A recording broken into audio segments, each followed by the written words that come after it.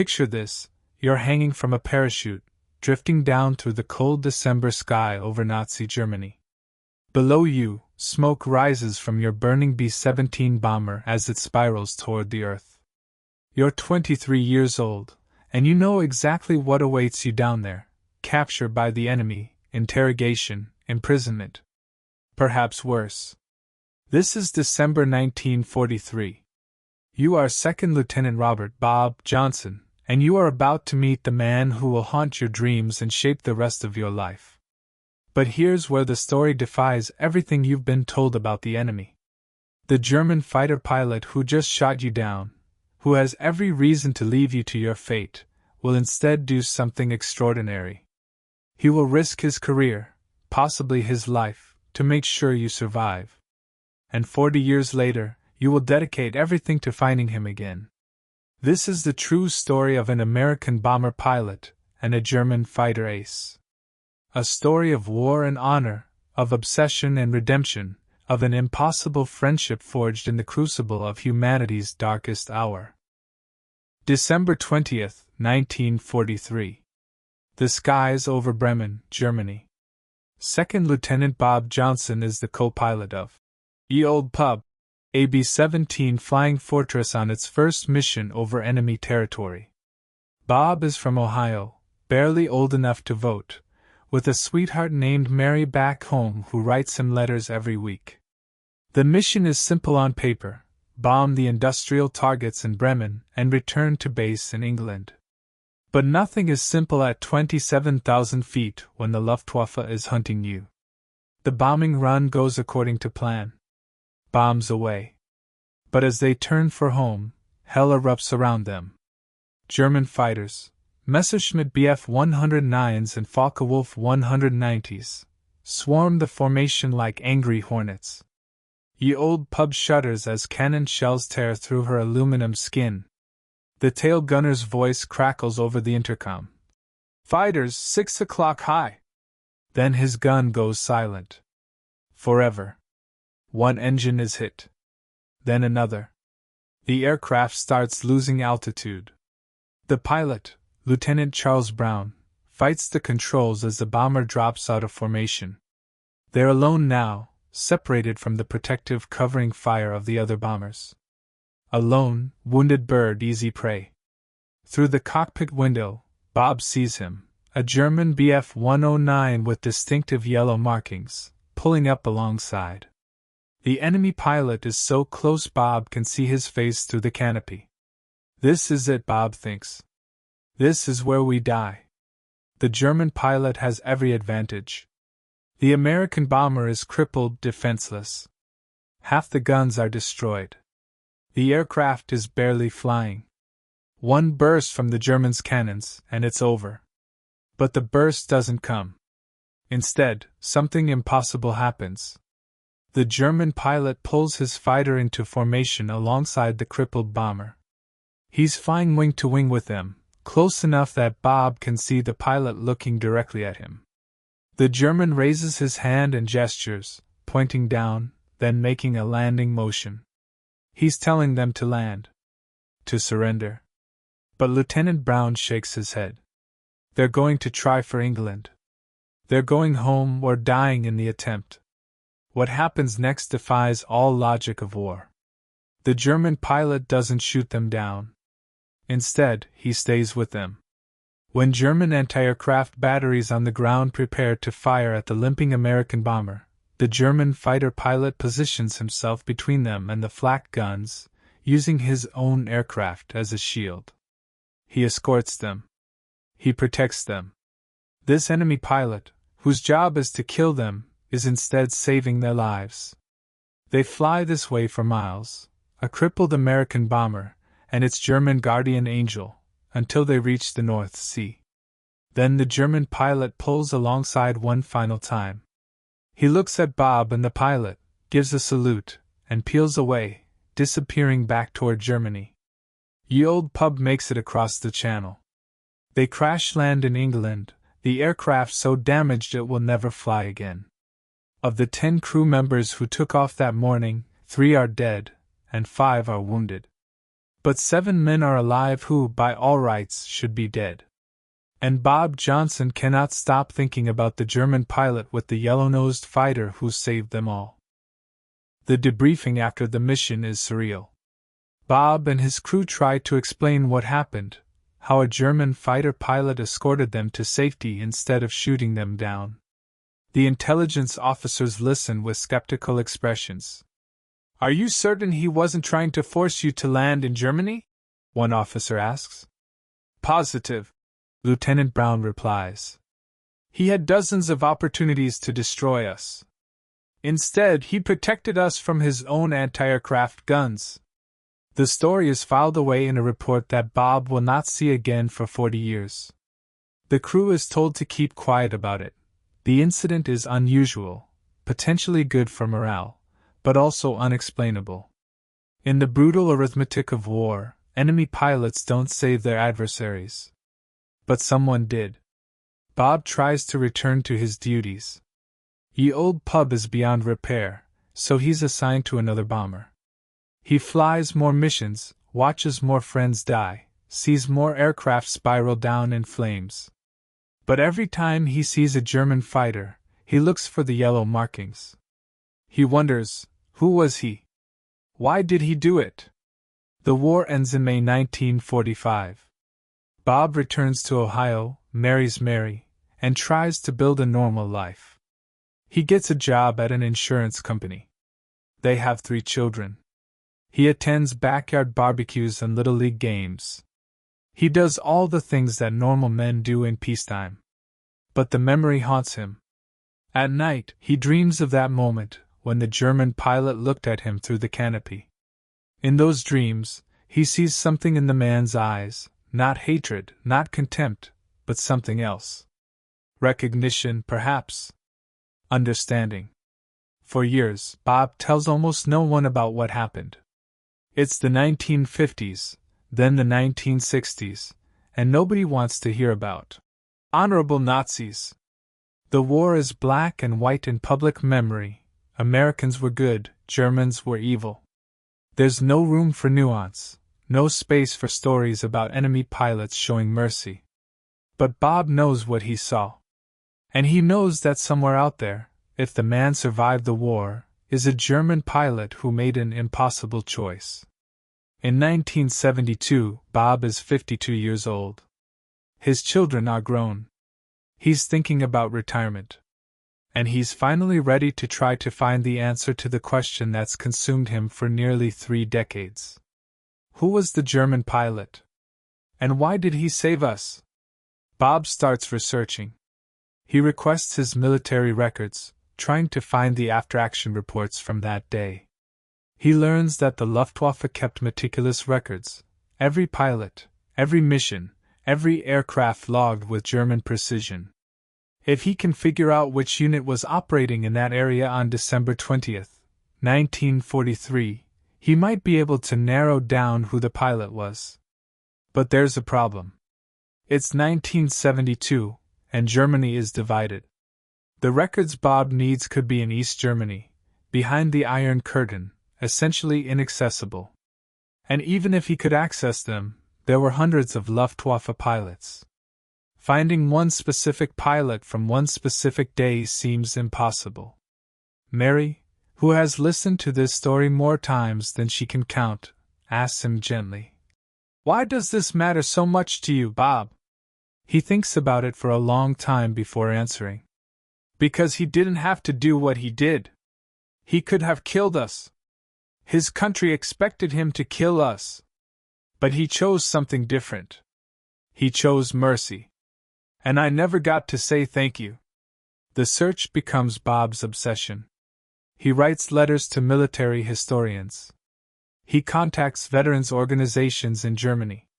He spends his weekends in libraries, poring over books about the Luftwaffe. Most people think he's wasting his time. Some think he's crazy. But Bob persists. Because somewhere out there is a man who saved his life, and Bob Johnson is determined to find him. The breakthrough comes from an unexpected source. In 1986, Bob attends a reunion of veterans from his old bomb group. Over drinks, he tells the story again, the German pilot who let them live. An old friend mentions that there's a researcher in Germany, a historian named Schmidt, who specializes in Luftwaffe records. Bob writes to Schmidt, explaining what he's looking for. It takes 3 months to get a response, but when it comes, it's promising. Schmidt has access to Luftwaffe mission logs. If Bob can provide the exact date, location, and approximate time, Schmidt might be able to identify which fighter squadrons were in the area. Bob provides everything he can remember. December 20th, 1943. Near Bremen. Approximately 2 p.m. A Bf-109 with yellow nose markings. A pilot who broke formation to escort a damaged B-17. Schmidt goes to work. It takes months of research, cross-referencing different records, checking pilot rosters against mission logs. But slowly, a picture emerges. On December 20th, 1943, several Luftwaffe squadrons were operating in the Bremen area. One of them, Jagdgeschwader 27, used yellow nose markings on their fighters. Schmidt digs deeper, looking at which pilots from that unit were flying that day. He finds something. A pilot named Franz Stigler, flying out of an airfield near Oldenburg. Stigler's log shows he engaged American bombers that afternoon, but recorded no kill. That's unusual. Luftwaffe pilots typically logged every victory. Why would Stigler not claim a kill if he had an opportunity? Unless he chose not to take it. Schmidt sends Bob the information along with a warning. I cannot confirm this is your pilot. But Franz Stigler is the most likely candidate. However, I must tell you, finding him may be difficult. I have no current address. But Schmidt does provide one crucial piece of information. Before the war ended, Franz Stigler emigrated. He's believed to be living somewhere in Canada. Bob stares at the letter for hours. Franz Stigler. After 43 years, he has a name.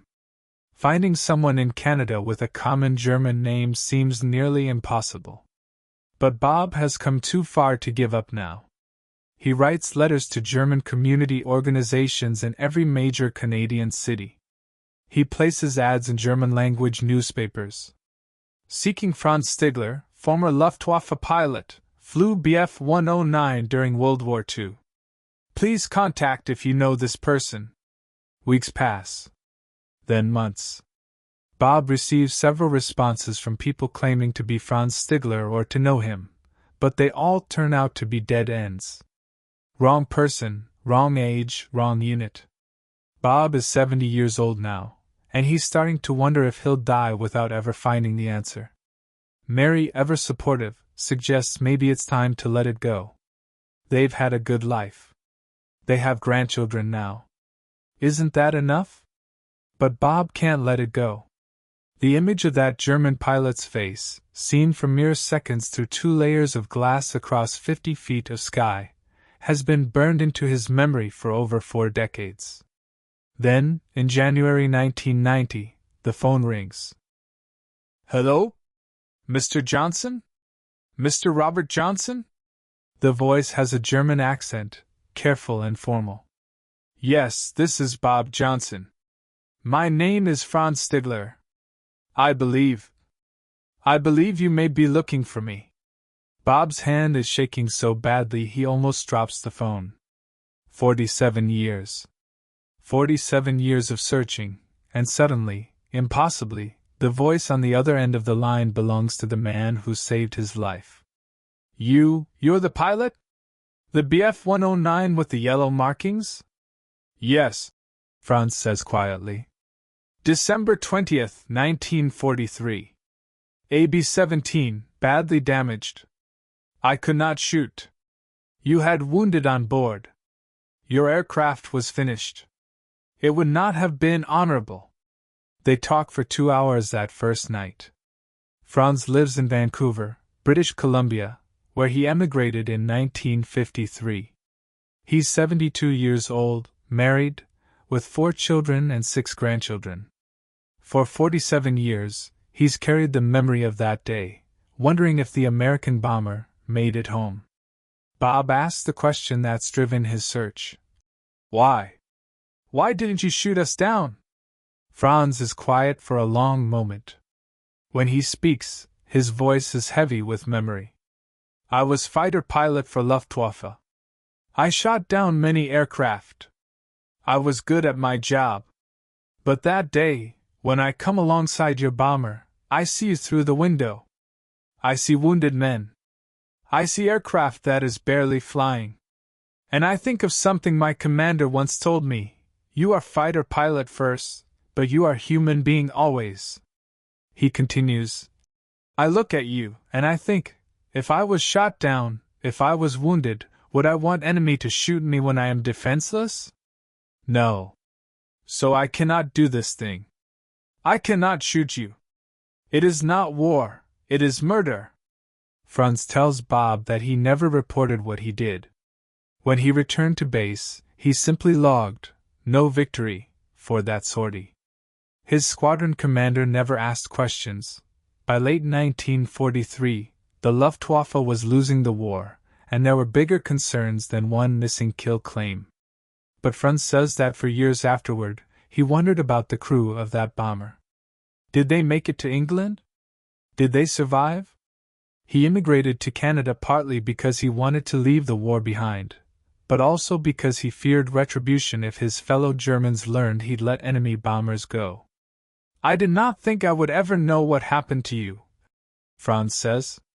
When I saw your advertisement in the newspaper, I almost did not call. I thought perhaps you were angry. Perhaps you wanted to confront the man who shot up your aircraft. No, Bob says, his voice breaking. I wanted to thank the man who saved my life. They agree to meet in person. Bob books a flight to Vancouver. 6 weeks later, in March 1990, Bob Johnson and Franz Stigler meet face to face for the first time since December 1943. The meeting takes place at Vancouver International Airport. Franz is waiting in the arrivals area, holding a sign with Bob's name. Bob spots him from across the terminal, an elderly man, gray-haired, leaning slightly on a cane. But when their eyes meet, Bob recognizes him instantly. The face has aged, but the eyes are the same. They stand facing each other for a moment. Two old men, former enemies, separated by 4 decades and an ocean of history. Then Franz extends his hand. Bob takes it.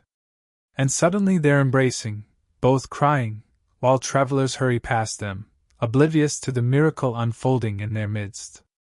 Thank you, Bob says. Thank you for my life. Thank you for my wife, my children, my grandchildren. Thank you for everything I've had because of what you did that day. Franz is crying too. I am glad, he says. I am glad you lived. I am glad to finally know. They spend the next 3 days together. Franz introduces Bob to his family. They pore over old photographs, Franz in his Luftwaffe uniform, Bob in his bomber jacket. They compare logbooks and maps, reconstructing that day in December 1943 with the precision of men who've thought about it every day for 47 years. Bob asks if Franz ever regretted his decision. Franz shakes his head firmly. Never. In war, we do many things we must do. We follow orders. We serve our country. But sometimes, very rarely, we have choice. We can choose to be human. That day, I had choice, and I made the one I can live with. Before Bob leaves Vancouver, they make a pact. This isn't the end of their story, it's the beginning. They will stay in touch. They will visit each other. They will be friends. And they are. For the next 18 years, Bob and Franz are inseparable. They speak on the phone weekly. They visit each other multiple times a year. They attend veterans' events together, telling their story to anyone who will listen. Their families become intertwined. Franz's grandchildren call Bob Uncle Bob. Bob's grandchildren know Franz as Opa Franz. In 2008, they collaborate on a book about their experience, titled A Higher Call.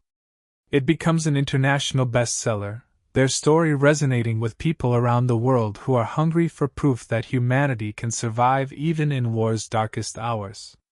Franz Stigler passed away in March 2008, at the age of 92. Bob Johnson was at his bedside, holding his hand. Bob spoke at the funeral, telling the assembled mourners that Franz was the bravest man he'd ever known, not because of how he fought, but because of how he chose not to. Bob lived another 5 years. He passed away in 2013 at the age of 93. At his funeral, Franz's children were honorary pallbearers. On Bob's headstone, beneath his name and dates, is a simple inscription: Saved by Mercy, December 20th, 1943. In a war that killed over 60 million people, in a conflict that stands as perhaps the clearest moral struggle in human history, it would be easy to miss two men, one American, one German, who found a way to choose honor over hatred. But their story matters. It matters because it reminds us that enemies are made, not born.